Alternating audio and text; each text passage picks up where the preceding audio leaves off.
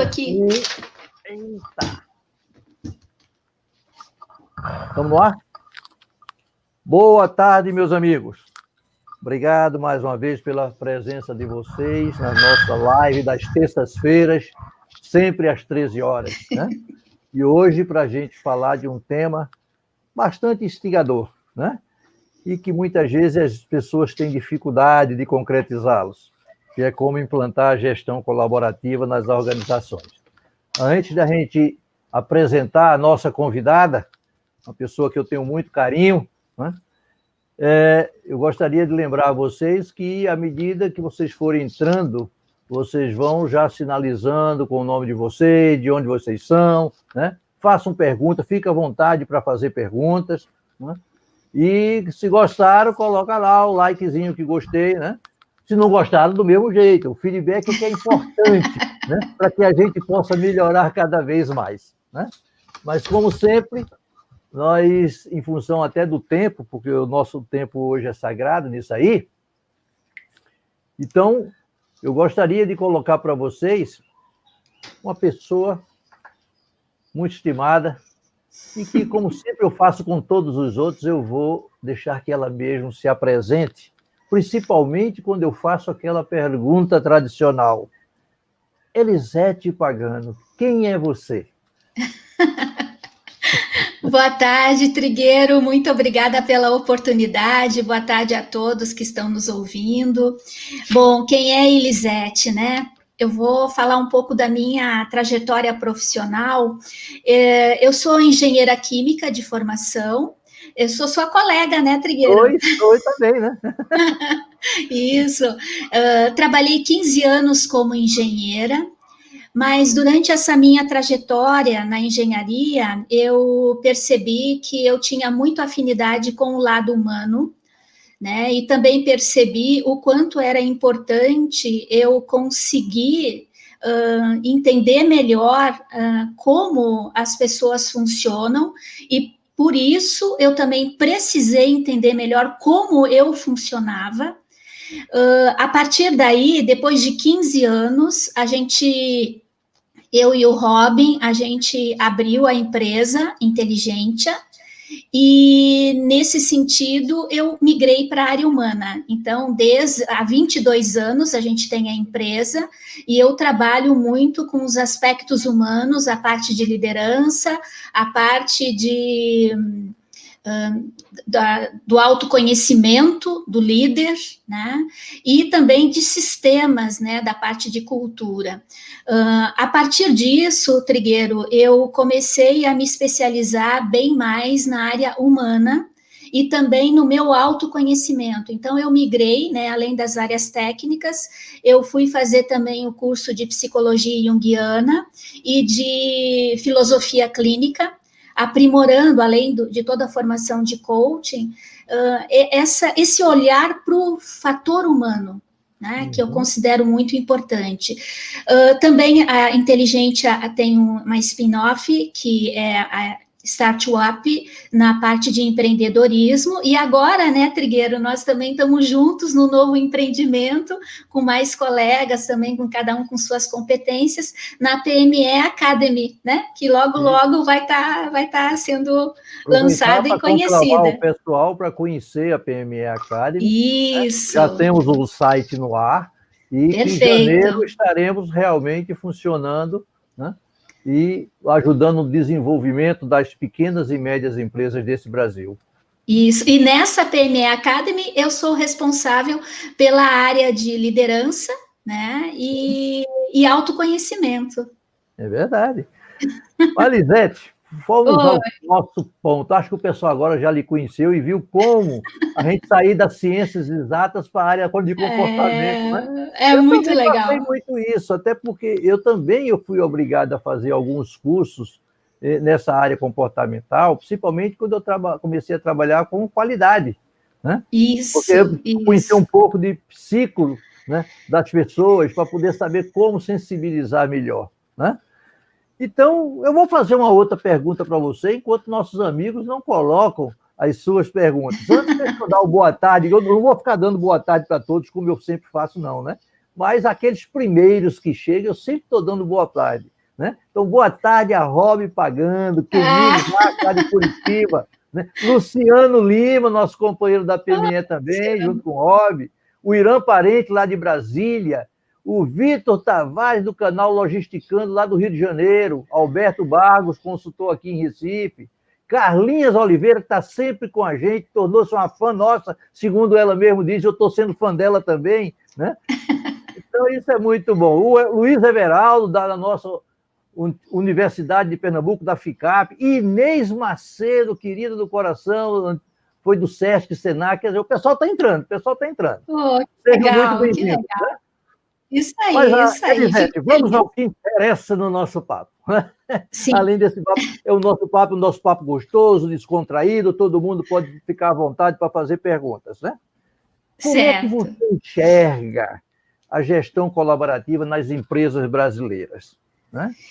Porque eu vou te falar, né? Antes de você responder, eu vou dizer o seguinte, eu tenho feito muitos trabalhos de consultoria e muitas empresas que eu já atuei e que ainda atuo, eu tenho notado que ainda o sistema de gestão é muito autocrático. Existe eu diria, uma necessidade de mudança urgente, porque as próprias pessoas estão reagindo a essa forma de atuar. Né? Por isso que essa pergunta que eu fiz contigo, como é que você enxerga a gestão colaborativa nas nossas empresas? Olha, Trigueiro, ainda é muito pequena essa gestão colaborativa, né? Vamos pensar, por exemplo, que até uma grande empresa que já poderia ter a gestão colaborativa muito maior, né, muito mais bem desenvolvida, mas a maioria dessas empresas, elas vêm com a cultura muito forte do resultado. Né? E a cultura do resultado, ela não remete à colaboração, ela é hostil à colaboração. Por quê? Porque existe muita competitividade, né? O resultado, a coisa não é alinhada. Então, a cultura, uma cultura de resultado que diz eu quero que vocês colaborem, ela precisa melhorar o sistema, melhorar a cultura primeiro, porque senão fica antagônico, né? Então, é muito pequeno ainda, né? Eu diria que as pessoas precisam entender melhor como que a gestão colaborativa pode ser implementada, mas tem que mexer na cultura, né? Não pode ser somente uma cultura de resultado, porque as pessoas não vão colaborar. E tem algo muito importante, Trigueiro, que é assim, ó, por que uma pessoa vai colaborar se ela não é avaliada pela colaboração que ela dá? Verdade, né? verdade. Não faz sentido. Né? A gente, inclusive, eu digo sempre o seguinte, você falou uma coisa que aí para mim é fundamental, a famosa cultura. Né? É preciso que nossas empresas estejam abertas à mudança da forma de pensar, da forma de agir. Né? Isso. Que está relacionado exatamente ao que a gente chama hoje de cultura. Né? Isso. E qual é o papel realmente dessa cultura para que essa colaboração realmente aconteça? Isso. A cultura, Trigueiro, para mim, ela é um caldo dos valores, né? É um caldo daquilo que é permitido, daquilo que vai ser combatido, e os valores, eles têm que estar alinhados à gestão colaborativa. O que acontece, né? Geralmente, a cultura, ela não detalha como que ela vai avaliar a colaboração do profissional. Então, mesmo que vá fazer o discurso, olha, precisamos colaborar, né? Precisamos eu estou olhando aqui, porque deu um problemazinho no ar-condicionado aqui, ele está fazendo um chiadozinho, eu vi. Eu estou preocupado com o som, né? Por causa do som. Tá. Mas vai lá, conseguimos resolver. Tá, então o que acontece, Trigueiro, é que o sistema, a cultura, ela precisa ter clareza de como ela vai avaliar realmente o profissional. né? Porque se ela não tiver, né, exatamente as ações necessárias, o modo de avaliar, não vai acontecer. Porque o grande problema, Trigueiro, é que existe uma crença limitante muito forte, né? Porque a colaboração não é relevante para o meu desempenho. Vamos pensar, eu trabalho na sua equipe, tá, Trigueiro? Vamos pensar que eu trabalho na sua equipe. E tem outras equipes perto de nós, mas quem me avalia é você. Então, por que eu vou colaborar com outras equipes, com outros pares seus, se a única pessoa que me avalia é você? Então, a cultura, ela tem esse papel, ela precisa criar um caminho para medir o nível de colaboração útil do profissional e tem que definir aonde ele tem que colaborar também, porque não é qualquer colaboração, é a colaboração útil. Porque eu tenho visto muito nas empresas uma coisa interessante. Formam-se grupos de trabalhos ou equipe de trabalho, e essas equipes de trabalho, geralmente, são impostas. Ou seja, você quer formar uma equipe para resolver um determinado problema, aí diz, vai você, vai você, vai você e vai você. E nunca se faz a pergunta, quem quer nos ajudar a colaborar e a resolver esse problema? Né? Sim. Isso é uma consequência, inclusive, dos antigos projetos que tinha de qualidade, quando se falava dos CCQs. Né? Os CCQs foram impostos no Brasil, por exemplo, goela abaixo das pessoas, dizendo para a gente, olha, tu tem que dar sugestões para melhorar o desempenho da empresa. Não é bem assim. Né? E é essa situação. Como é que eu posso colaborar? Né? Como é que eu posso levar, fomentar essa colaboração nos profissionais?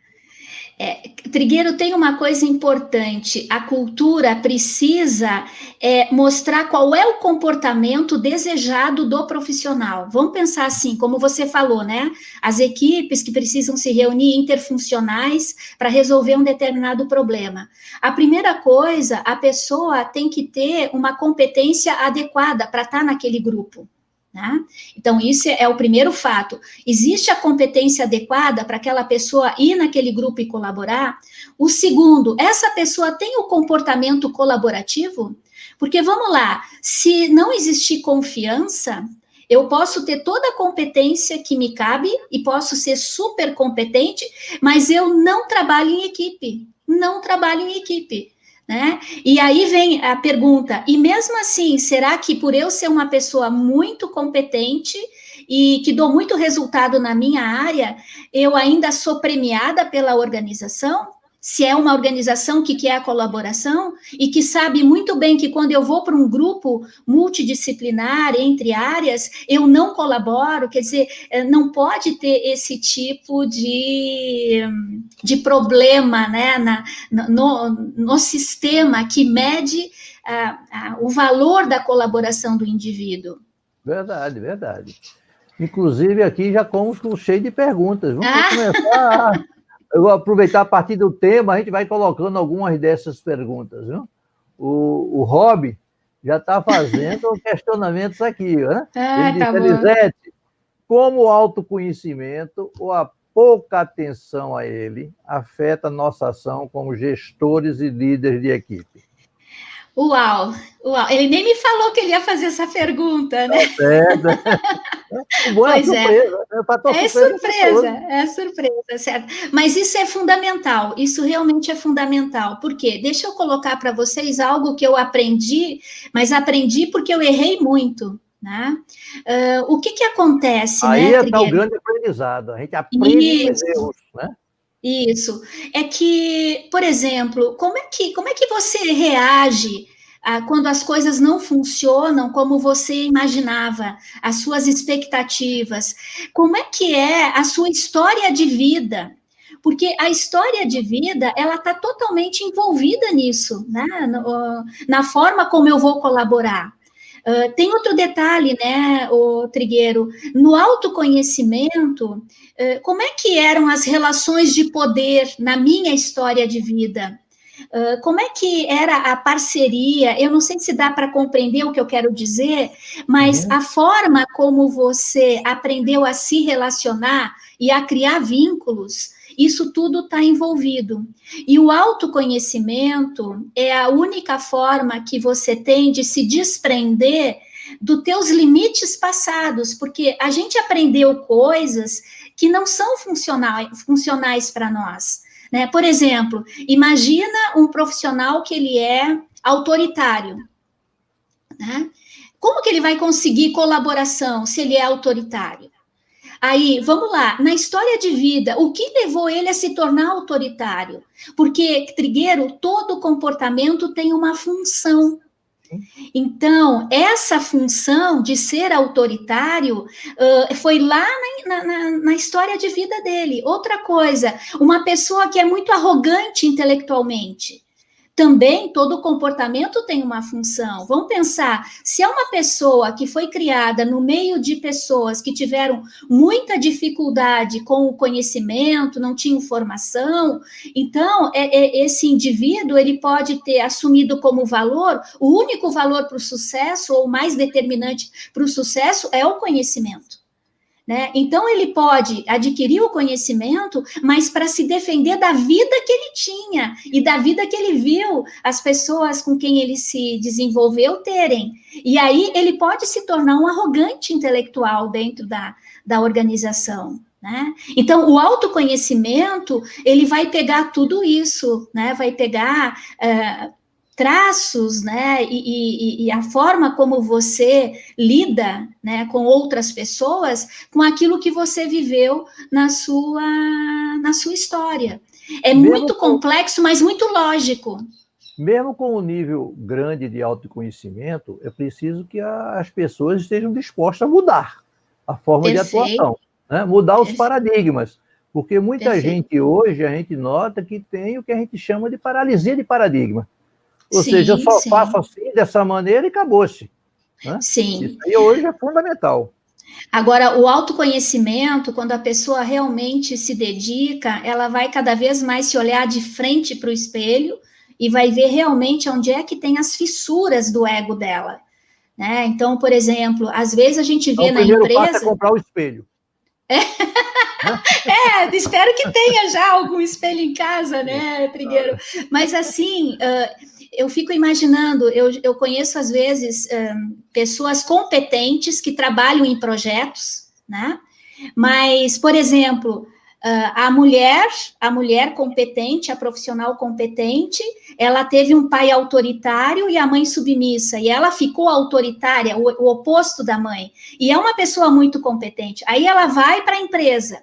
Aí ela vai na empresa e ela tem um colega que também é muito competente, que vai trabalhar na mesma equipe que ela, mas ele também é autoritário, né? Porque teve um pai submisso e a mãe autoritária, por exemplo. Pode ser por N outros motivos. O que acontece? Essas duas pessoas se chocam, primeiro por causa do gênero, né? E depois por causa do que o que a mente delas está trazendo à tona, que não é exatamente a realidade que está acontecendo, mas é uma defesa da vida que eles não querem ter.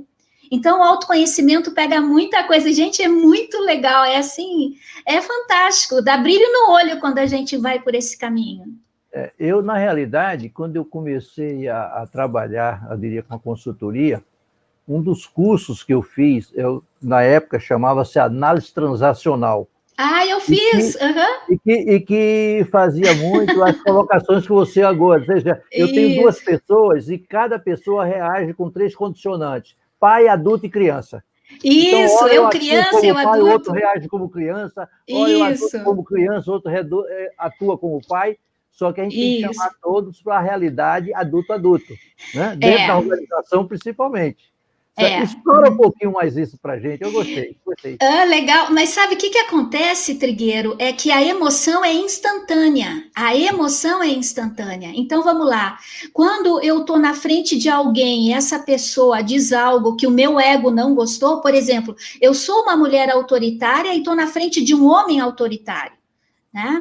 O que vai acontecer? A emoção que eu tenho, ela é imediata. Eu fico irritada com aquela criatura. Vai gerar conflito, né? Mas já direto, é só olhar, né? Então, eu fico irritada com aquela criatura e provavelmente do outro lado pode ter um disfarce, mas também pode estar irritado. E aí, eu já não sou mais a profissional competente. Eu sou uma pessoa me defendendo de algo que eu não resolvi no meu passado, que é aquele pai autoritário, por exemplo, né, ou avô, não interessa, e que a minha mente está confundindo aquele meu colega com aquela situação. Então, o autoconhecimento, você tem que ter um metapensamento, né? É um metapensar, você tem que pensar sobre como você pensa, para você poder realmente se retirar daquele circuito já viciado da reação. Agora, tem uma coisa legal, Trigueiro, assim, ó, que eu acho que vale a pena dizer.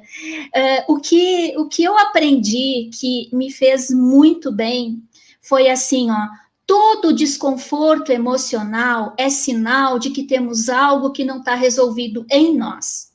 E não interessa se o outro está errado. No autoconhecimento, interessa como foi a impressão daquilo em você, na sua mente. Então, um grande indicador de que nós temos mais autoconhecimento, até para nos tornarmos mais colaborativos, é a gente entender que o desconforto emocional, seja ele bem sutil ou escrachado, ele é um indicador de que tem algo que a gente precisa resolver em nós, né? E que isso tem alguma coisa a ver com a nossa história de vida e que está misturado ali, né, no espelho do dia a dia. É muito comum a gente ver dentro das empresas as unidades competindo uma com a outra e as pessoas competindo com a outra. Sim. E isso, geralmente, nesse tipo de empresa, vai ter uma dificuldade muito grande para a gente implantar um sistema de gestão colaborativa. Né? Sim, então, sim. Como resolver essa competitividade? Para que isso não prejudique exatamente a colaboração das pessoas que querem realmente colaborar. Perfeito. É que aí, Trigueiro, a cultura, ela tem que definir bem como ela vai medir a colaboração e como ela vai recompensar quem colabora.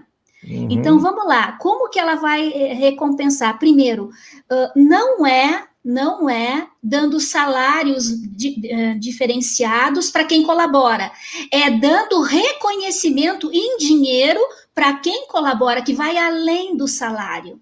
Porque as pessoas precisam ver que aquilo que é premiado, aquilo que é recompensado, porque o cérebro aprende com isso, né? Isso. O cérebro vai aprender com a recompensa. Né? E outra, não é o resultado da empresa só, né? É o meu desempenho individual e o meu desempenho colaborativo, que tem que estar envolvido nos indicadores, né, Trigueiro? Porque a gente vai ter que criar esses indicadores dentro do sistema cultural. Exatamente. Você sugeria algum indicador desse? Olha, sim. Quer ver? Um indicador legal é você ter os grupos que você quer que colaborem. Vamos pensar dentro da logística, eu tenho acompanhado, né? Você fala muito do financeiro, você fala muito do supply e você fala muito do comercial. Isso. Né? Então, vamos pensar assim, ó, quais as pessoas, além dos gestores, e claro que os gestores maiores também, os líderes maiores, mas quais outras pessoas estão envolvidas nesse relacionamento, né? Então, vamos lá, o que pode ser feito é, depois de um determinado tempo, você pode fazer uma avaliação 360 com os pares, né? Onde você vai, por exemplo, perguntar para as pessoas como foi a colaboração de fulano, ciclano, porque aí no 360 você consegue definir quem vai avaliar quem, né? Porque todo mundo vai avaliar a si próprio. E aí você pode colocar, por exemplo, precisa melhorar, né? É satisfatória a colaboração, é extremamente eficaz, ou então, quem foi o cara que mais colaborou? Porque o que você precisa? Você precisa medir o nível de colaboração útil. Se você não mede, não tem como você ser justo.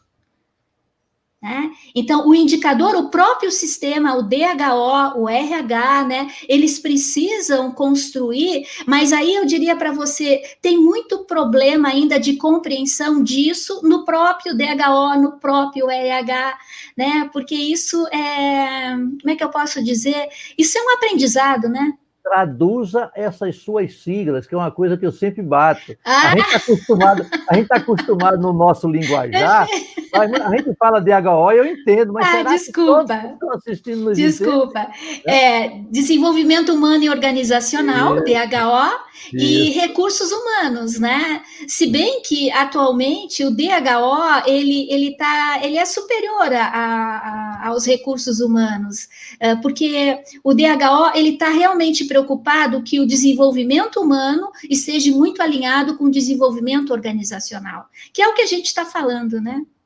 Eu digo sempre o seguinte, esse negócio da sigla ou da unidade, da caixinha dentro do organograma da empresa, não. Hoje, quando você fala de gente, você tem que falar dentro do contexto estratégico dentro das organizações. Né? Antigamente, quando se falava recursos humanos, a primeira coisa que vinha à cabeça é departamento pessoal.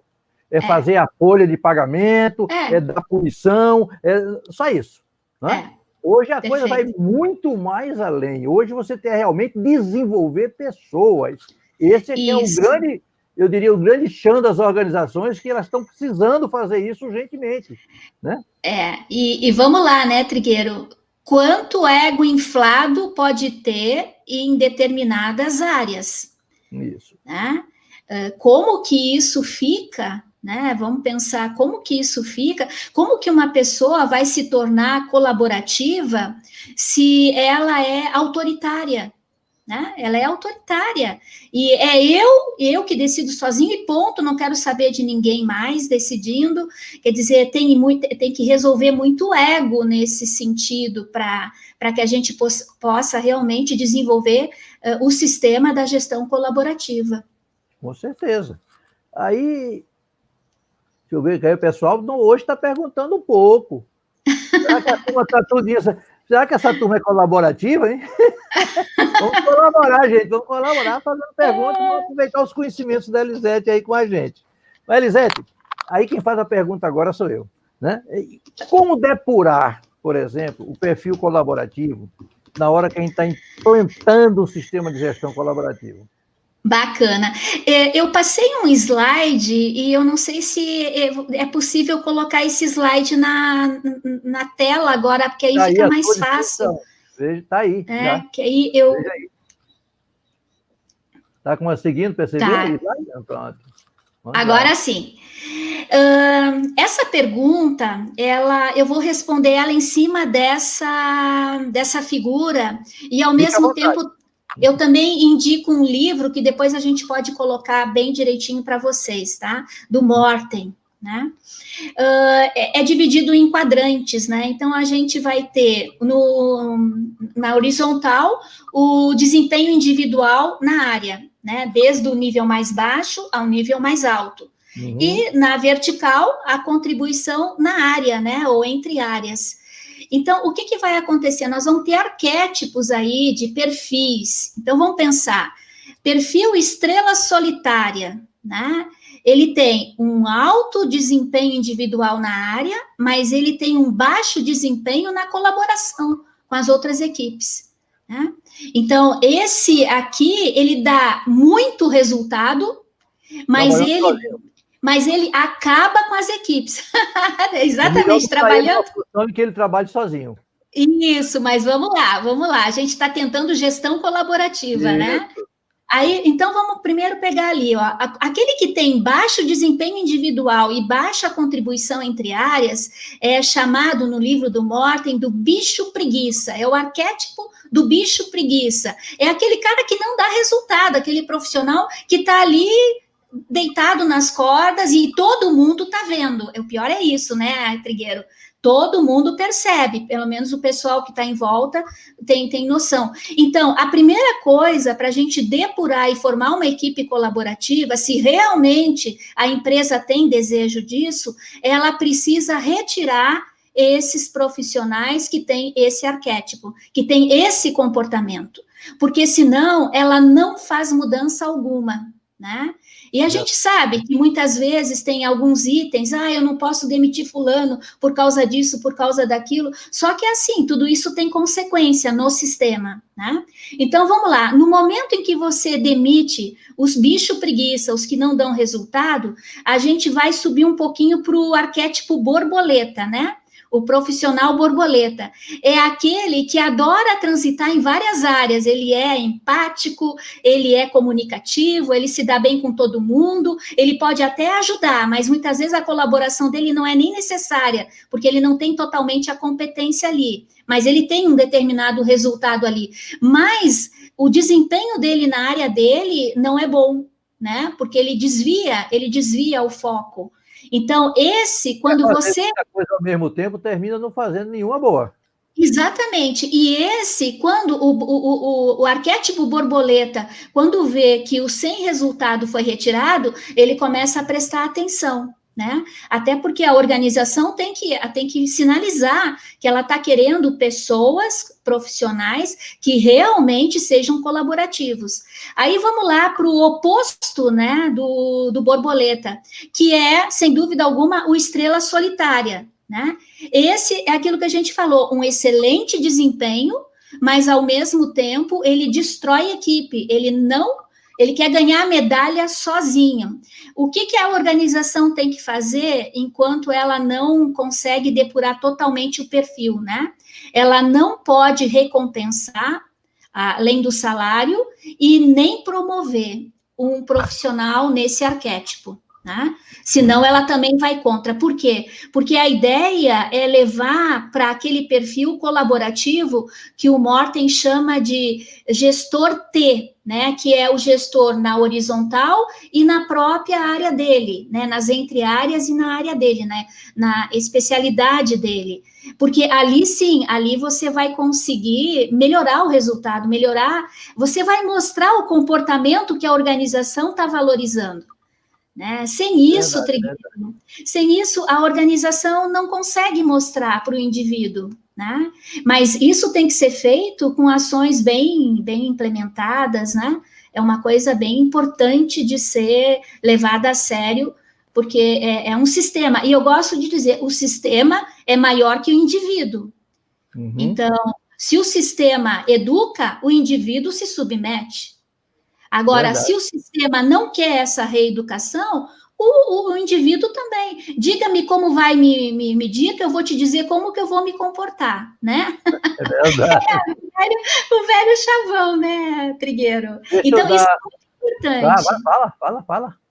Não, isso é muito importante, essa coerência, né? Essa coerência dos gestores maiores, do CEO, né? Da diretoria, que queira realmente implementar a gestão colaborativa. Né? Uhum.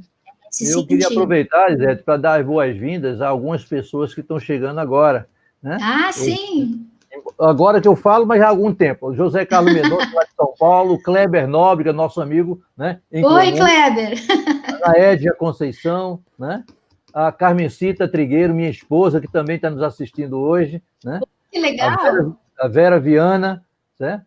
Mas aí eu pergunto uma coisa para você, aproveitando esse quadrantezinho. Eu aprendi que também existe um outro quadrante, né? Relacionado exatamente à madureza dos indivíduos. Né? Ele faz uma referência no gráfico cartesiano em termos de madureza técnica e madureza profissional. Uhum. Ou seja, se eu botar dentro desse quadrante pessoas com essas características, pessoas que sabem muito, mas pouco colocam em prática aquilo que sabem. Né? Uhum. Eu digo sempre o seguinte, para esse tipo de pessoa talvez falte motivação. Condicionantes motivacionais que faça ele colocar o que ele sabe no dia a dia dentro da empresa. Tem o outro lado, o outro do quadrante, que é pessoas que sabem muito e tudo que sabe coloca em prática. Né? Colabora mesmo. Esses são os profissionais mais disputados no mercado. Esses são pagos a preço de ouro e disputados realmente pelo mercado. Sim. Tem aquele outro profissional que ele tem pouco conhecimento e, mesmo assim, o pouco conhecimento que ele tem, ele pouco coloca em prática. Isso. Aí eu digo sempre o seguinte, esses vão estar marginalizados no mercado, essa empresa não vai querer. Agora, existe um profissional, do meu modo de ver, que é onde a gente poderia estar investindo nele. é aquele que pouco conhece, mas, em compensação, tudo que conhece, ele colabora para colocar em prática.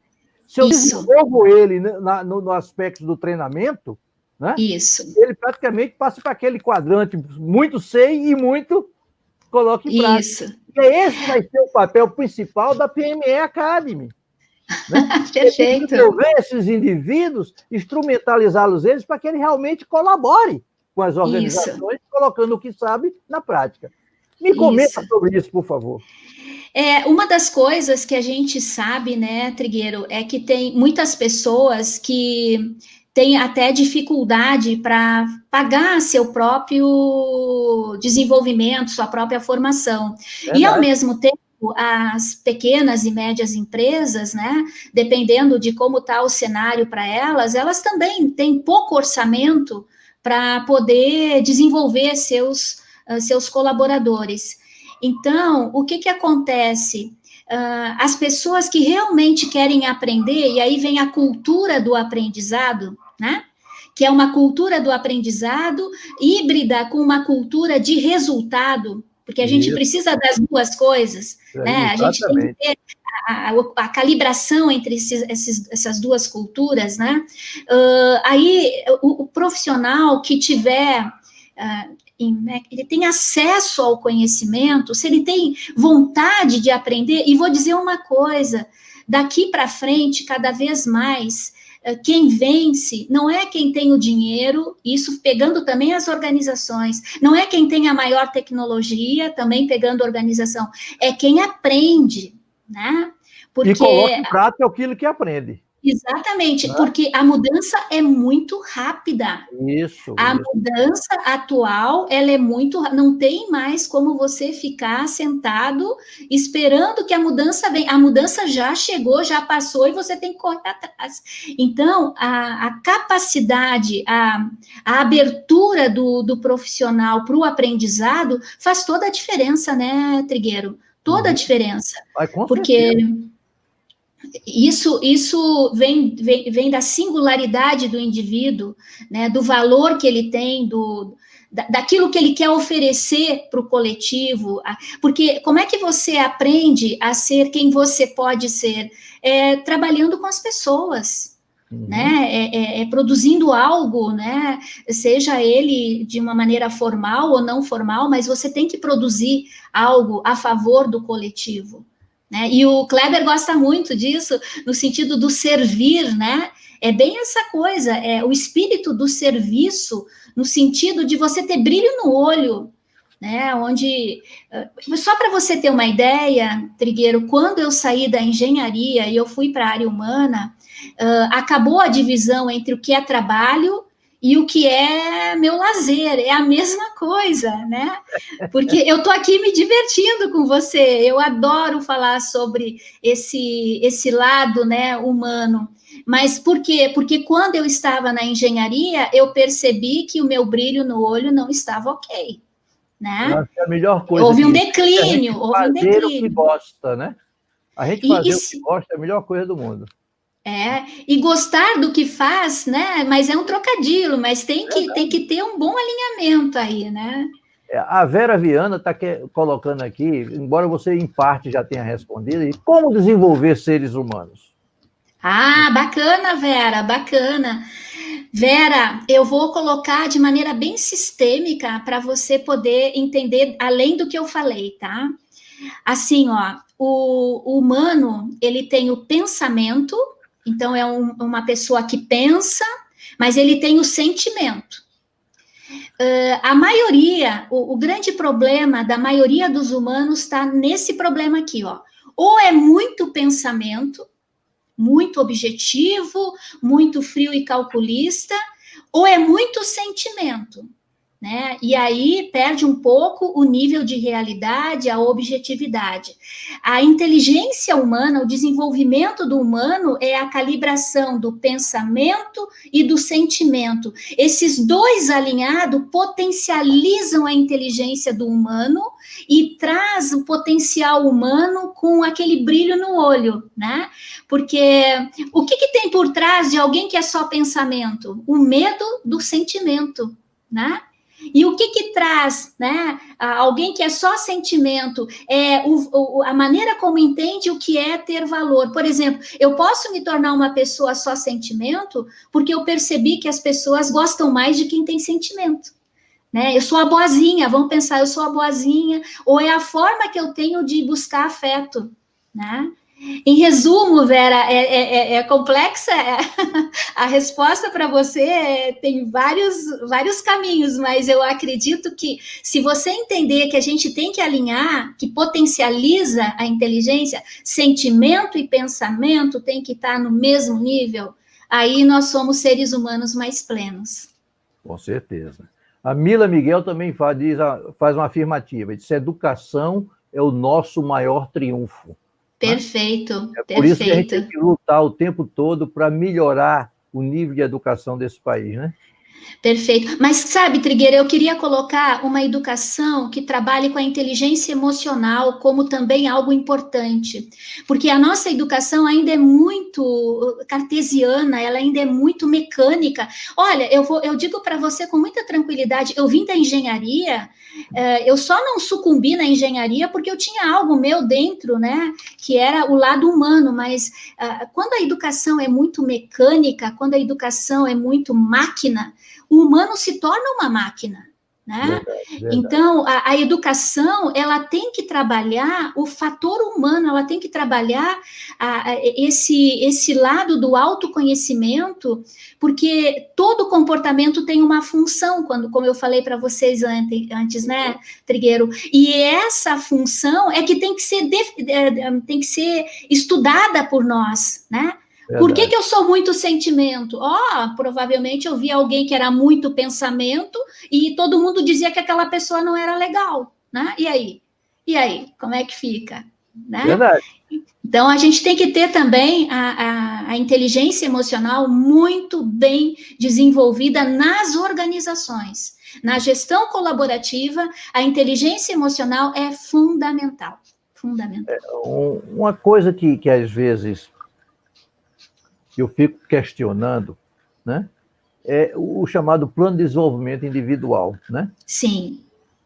Como é que a gente pode criar esse plano de desenvolvimento individual e quais as grandes dificuldades para colocar ele em prática? Verdade, né, Trigueiro?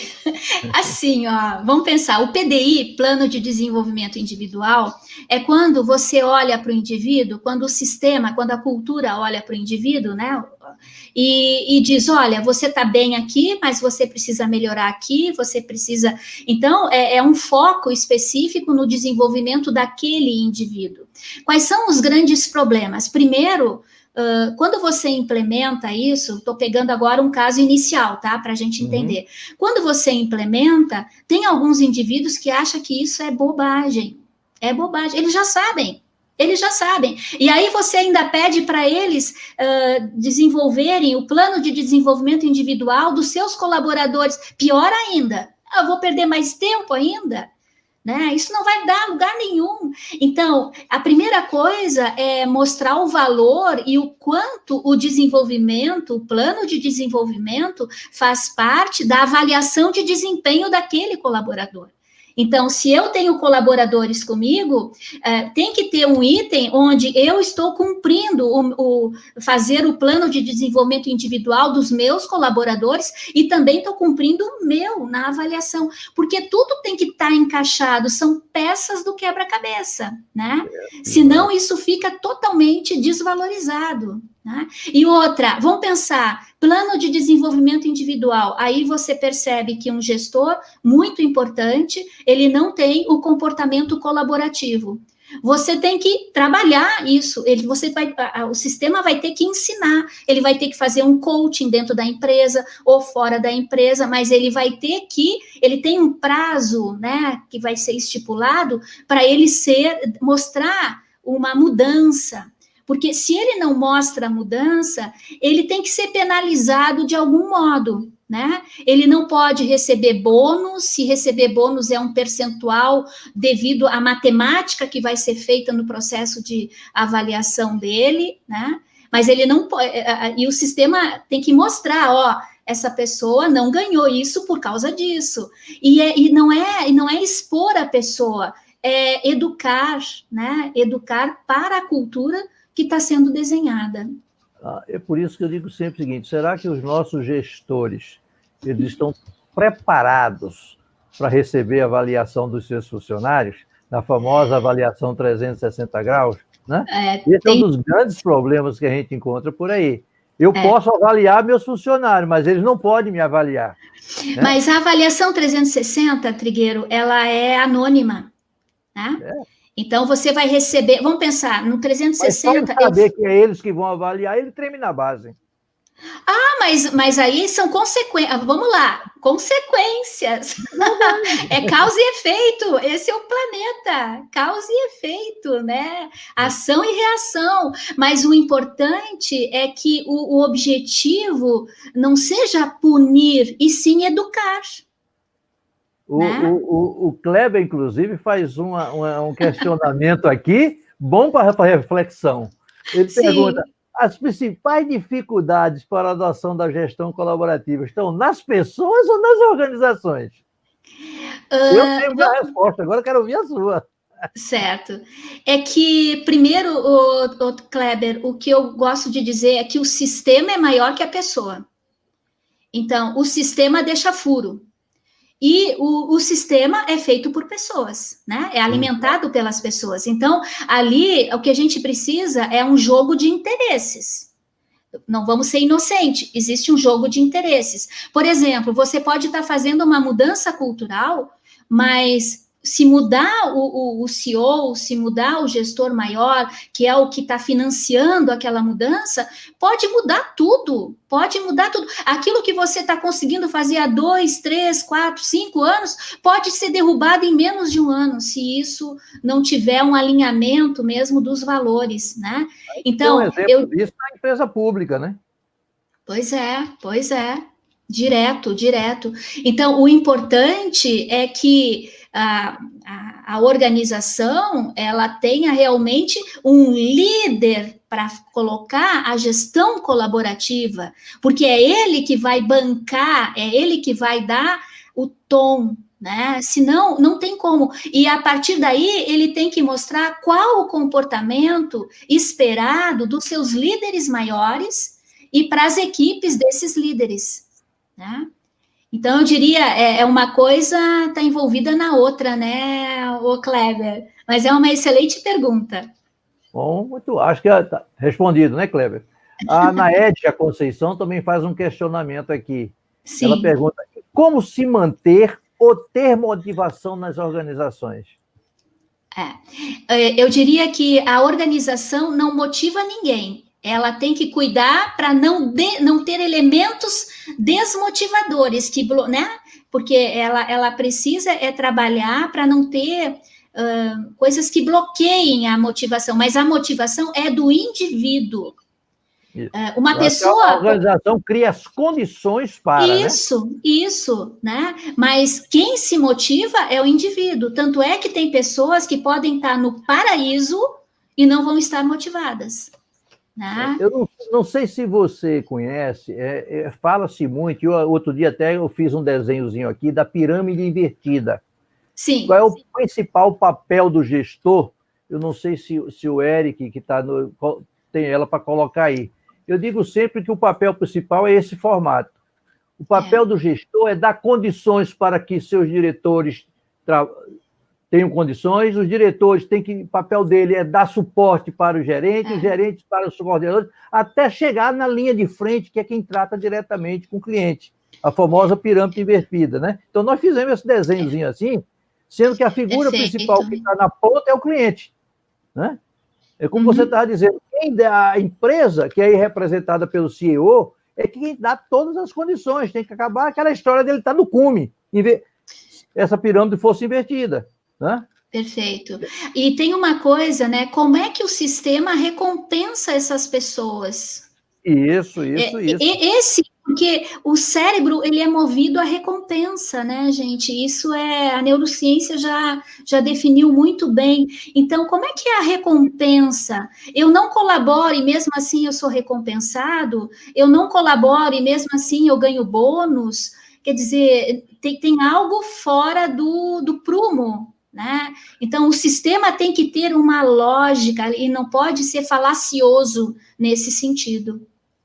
Eu me lembro de alguns tempos atrás, existia um programa nacional, até coordenado pelo SEBRAE, que eu participei. Hoje, SEBRAE, na época, era SEAG, né? Sim. Que chamava Campanhas para Aumento de Produtividade, que era uma conclamação para que as pessoas colaborassem para o aumento da produtividade nas empresas. Só que ele tinha uma espécie de premiação, só que quem definia a premiação eram os gestores. E isso, às vezes, gerava um conflito muito grande. Eu vou citar só um caso para você ter uma ideia. Um dos prêmios que foram colocados lá era o camarada que ganhasse ia passar um final de semana num resort na Bahia, né? E um determinado operário ganhou esse prêmio. Sim. Na volta, foram perguntar a ele o que é que ele achou do prêmio. Ele disse que não gostou.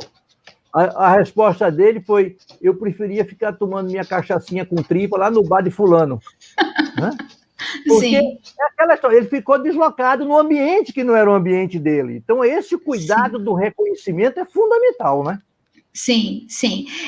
A percepção de valor, né, Trigueiro? Exatamente. A gente está falando da percepção de valor. Mas sabe, Trigueiro, tem coisas que deram muito errada, né? Quando a gente, por exemplo, eu me lembro quando tinha aquele slogan, o cliente é rei, né? Ontem eu vi exatamente isso. Pois só que eu acho que a gente tem que ter muito cuidado, porque o cliente é rei, mas o colaborador não pode ser massacrado por isso. Né? Então, assim, o sistema tem que saber acolher o colaborador, dar condições para ele se desenvolver, dar o resultado, fazer ele crescer como humano, e não simplesmente, eu vou usar essa expressão, mas eu sei que é só simbólica, chicotear o colaborador porque o cliente é rei. Né? Então, isso não funcionou, isso foi um dos problemas seríssimos quando implementaram a qualidade total no Brasil, né, que houve muito discurso, era muito personagem, né? E vamos lá, a qualidade é inquestionável, isso pega o Deming, por exemplo, é inquestionável tudo que ele falava, né? Mas a intencionalidade das pessoas muda tudo. Né? A intencionalidade muda. Muita gente ainda desconhece os princípios do Deming, e olha que ele falou isso na década de 50, praticamente, e tem muita gente ainda correndo atrás, né? Até por falta de conhecimento, né? Você, logo no início do nosso bate-papo, você disse uma coisa aí que o Deming já dizia lá atrás. Não se pode gerenciar aquilo que não se mede. Isso. Né? Então, hoje isso. A gente tem que trabalhar em cima disso. Mas aí eu vou colocar você no canto da parede. Vamos imaginar o seguinte, que eu tenho minha empresa, né? Minha empresa tem a cultura de gestão colaborativa e eu quero recrutar profissionais no mercado. Né? Qual é o perfil desse profissional que eu vou buscar? Trigueiro, primeiro assim, a entrevista não pode ser só uma entrevista, ou melhor, a seleção não pode ser só pelas competências técnicas. Após as competências técnicas serem aprovadas, a pessoa passou, ela tem competência técnica adequada para aquele papel, aí ela tem que ir para uma outra entrevista, que é o fit cultural, aderência à cultura. E ali você tem que investigar se ela realmente ela tem aderência ao perfil colaborativo. Ali você pode criar simulações, né, de problemas para ela resolver, perguntar para ela como que ela resolveu a coisa mais difícil na experiência profissional dela. Tem N possibilidades para você entender se ela tem ou não o perfil colaborativo. Porque o que acontece? Hoje, 50% do peso é o fit cultural. É o fit cultural.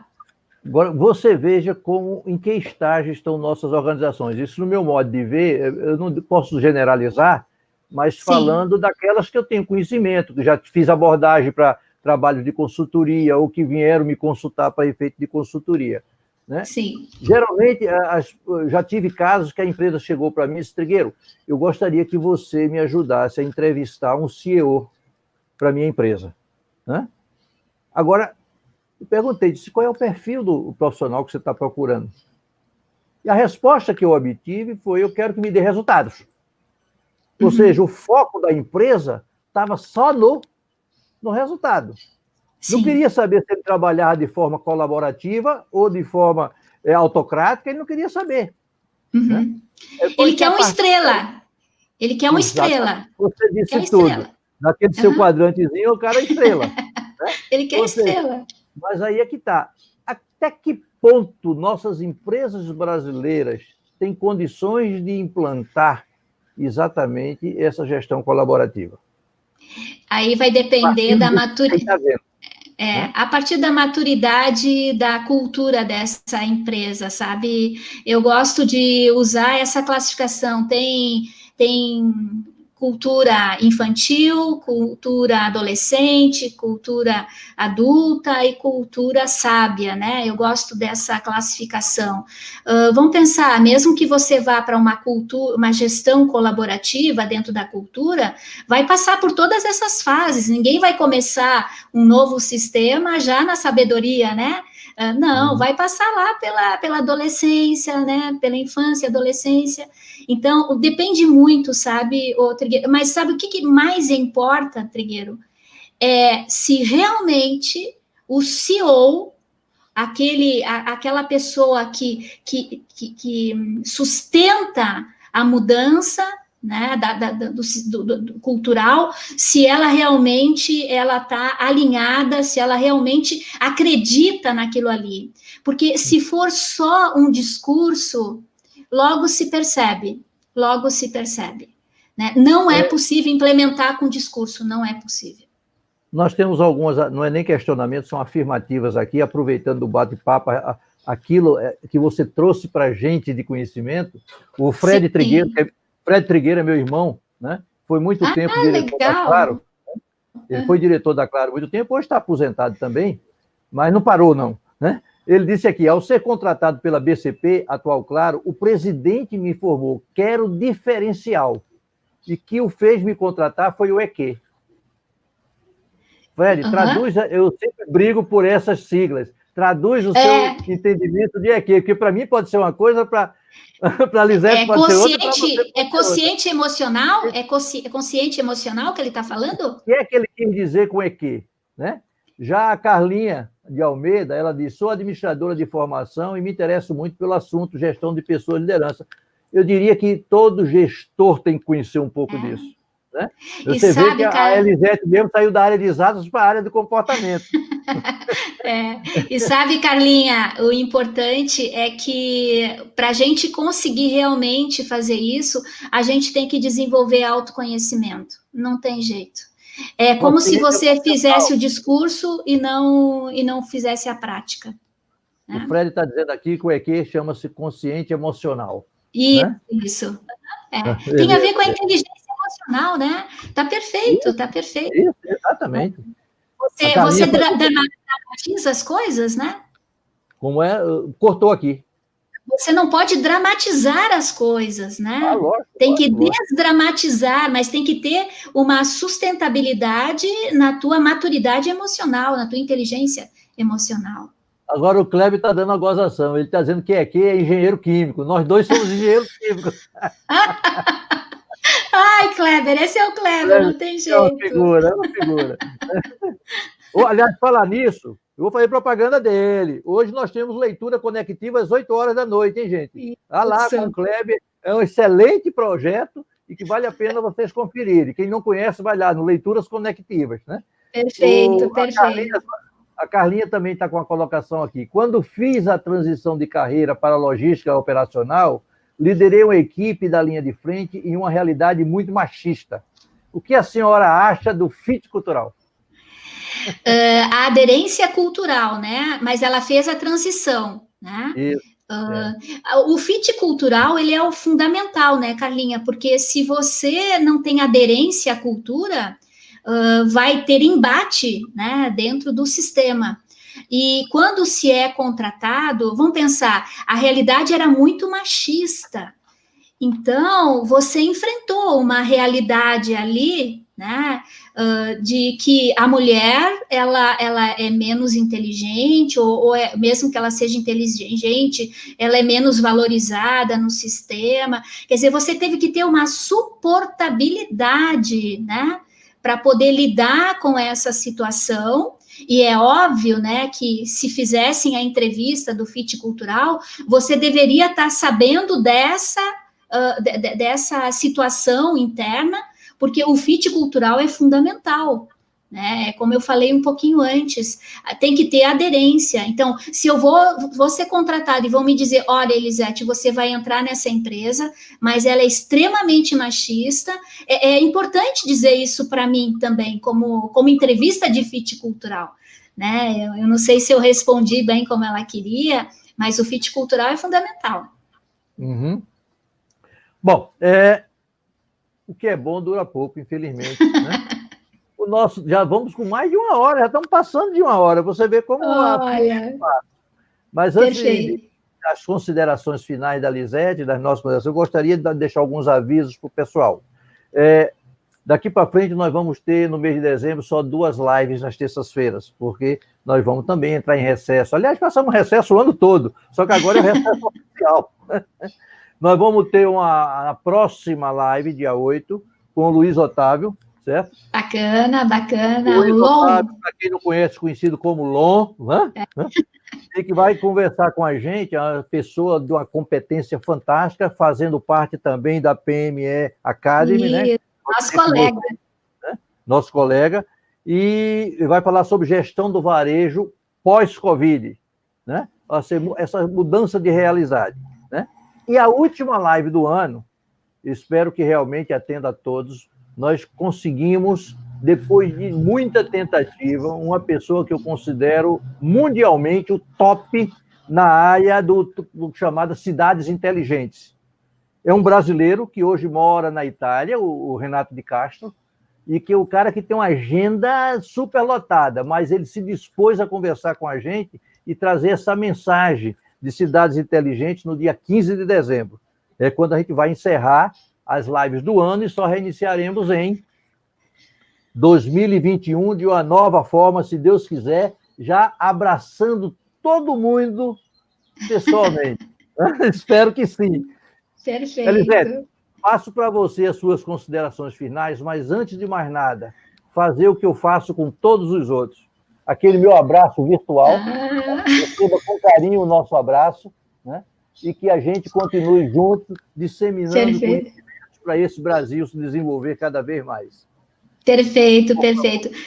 Trigueiro, olha, eu só tenho a agradecer, né? Eu espero que tenha sido útil. Eu indico um livro, né, Trigueiro? Não sei se vai ser possível. Eu indico um livro para quem quer realmente entender um pouco mais. O Morten, ele fez parte da equipe do Jim Collins. Esse livro é muito legal, muito pouco conhecido, mas é um livro muito bacana, né? E eu acho que as empresas brasileiras, né, Trigueiro, estão precisando muito, né, desse conhecimento. Da minha parte, agradecimento e desejar a todos, né, serenidade, né, que nem diz o Kleber, que eu falo sempre, mas é que a serenidade, ela vem com autoconhecimento, né? A gente precisa desenvolver, somos seres emocionais, vamos continuar sendo, mas a gente precisa ter pensamento e sentimento bem alinhados. Muito obrigada a todos, né? Obrigado também a todos, que tenham uma excelente semana de trabalho, né? Isso. Porque eu vou continuar batendo papo aqui com a minha amiga, viu? Eu vou continuar batendo papo, mesmo que a gente terminando a live, né? Estou aqui, a quantidade de agradecimentos que está aqui, o pessoal tudo parabenizando pela live, tá certo? Parabéns, ótima live, abraços e até a próxima. Realmente quero encontrá-los na próxima, né? Para todos, como eu falei, meu muito obrigado e lembre-se, toda terça, às 13. Um abraço, amigo, gente. Até a próxima.